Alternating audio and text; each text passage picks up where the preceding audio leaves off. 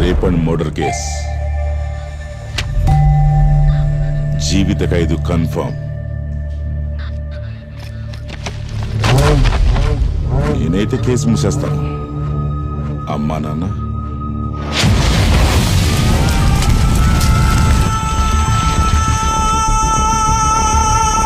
కానీ ఇవన్నీ చూసిన ఐ విట్నెస్ ఒకడున్నాడు. ఇలా చూడు, అద్దె కట్టడానికే కష్టంగా ఉంది. ఇలాంటి సమయంలో ఇవన్నీ అవసరమా? చిన్నపిల్లమ్మ, పాపం తనకి న్యాయం జరగాలి. నాన్న త్వరగా రా నాన్న, నీకోసమే ఎదురు చూస్తుంటాను ప్లీజ్. అలాగే నాన్న, వచ్చేస్తాను. లక్ష్మి, వెళ్ళొస్తాను. అలాగే, త్వరగా వచ్చేయండి. వాడినోరెలా ముయిస్తాను.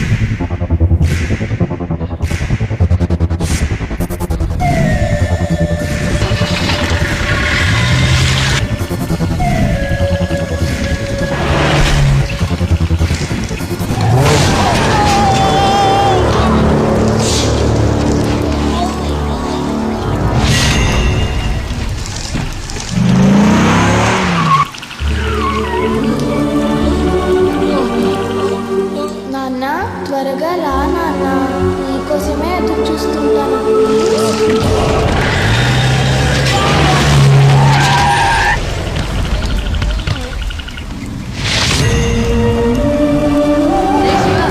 వచ్చి పడుకోరా. అప్పుడే చెప్పానుగా నాన్న వచ్చేంత వరకు నేను రానని. అధర్మాన్ని అంతం చేసింది కురుక్షేత్రం.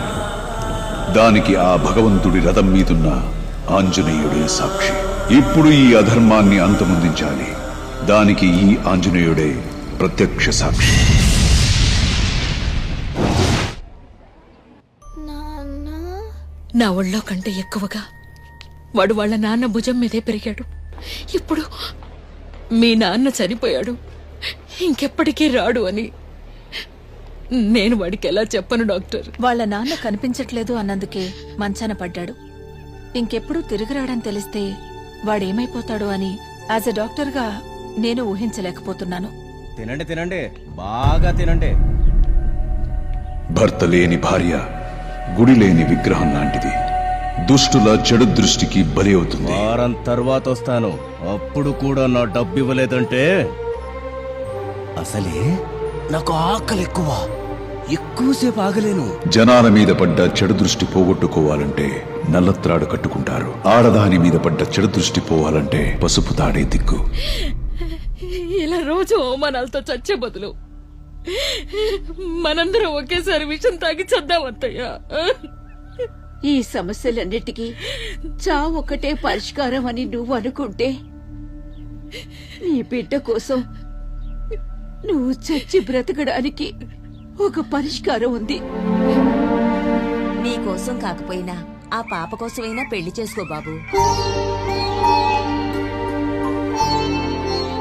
ఈ పెళ్లికి నువ్వు ఒప్పుకుంటే నీ బిడ్డకు తండ్రి ఆశ్రయం దొరుకుతుంది. వాణ్ణి బాగా చదివించి గొప్పవాణ్ణి చేస్తారు.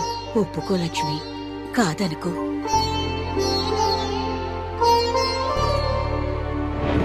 నేను ఈ పెళ్లి కొప్పుకుంది నాకు భర్త అవసరమని కాదు, వాడికి నాన్న అవసరం ఉందని.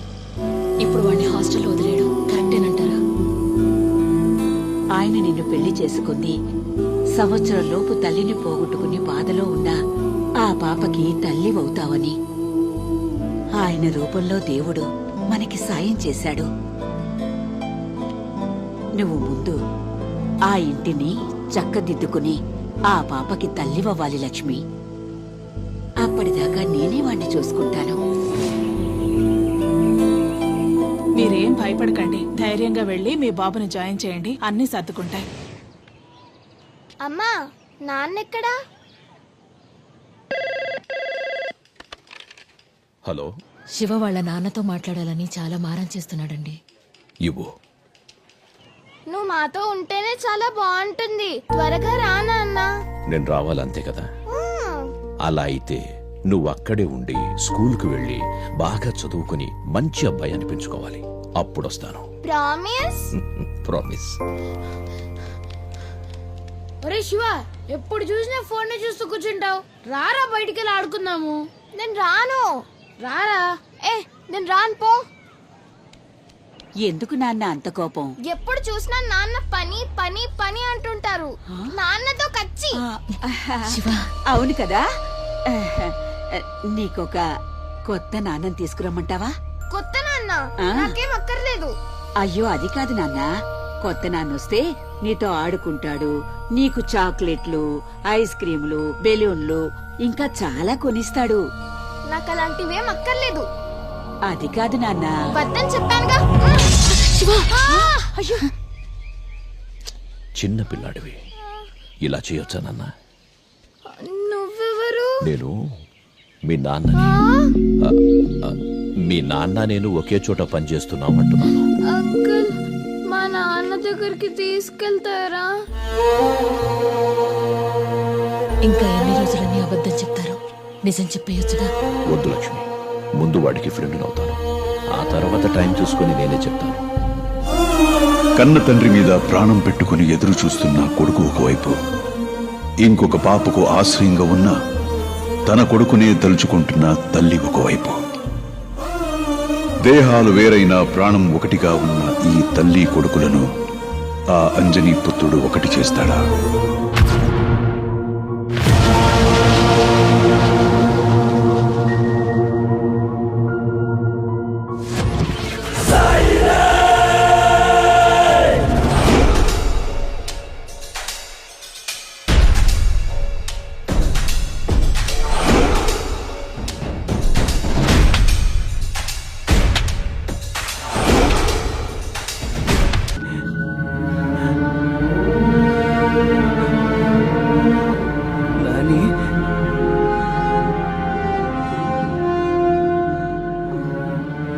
నాన్న, శివ.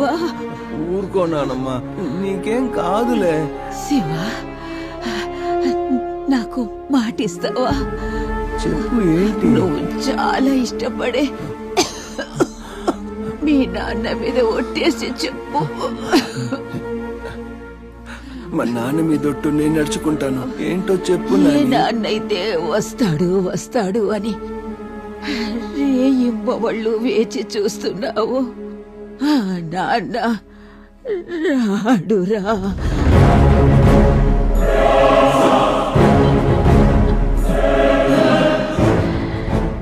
నీ చిన్నతనంలోనే మీ నాన్న చనిపోయాడు. మీ అమ్మని బాగా చూసుకో నాన్న.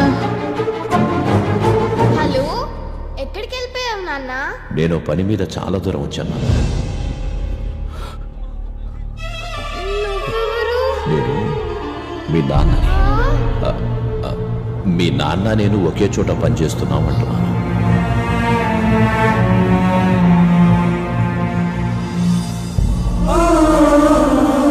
ఈ కుర్రాడి కళ్ళు కప్పి ఇంకొకటి చేత తాళి కట్టించుకుంది. వెళ్ళాము. అక్కడైనా సంతోషంగా ఉందా? అది లేదు. వీడు చదువు కోసం అక్కడ బానిసలాగా కష్టపడుతుంది. అవును, ఆడి బామ్మ చనిపోయినా రాలేదుగా ఆమె. తనకు ఆ కుటుంబమే ఎక్కువైపోయిందిలే. దున్నపోతులా పెరిగాడు, తల్లిని చూసుకోలేడు. ఇక్కడే ఆపు. అమ్మ, ఎంతైనా బెలూన్ కొనుక్కుంటాను. అలాగేనమ్మా. ఇటువంటి అత్తయ్య. తీసుకో, పదండి. ఓ, తిరుపతి నుంచి వస్తున్నారా? ఎవరో కుర్రాడు మీ ఇంటి దగ్గర కూర్చున్నాడు.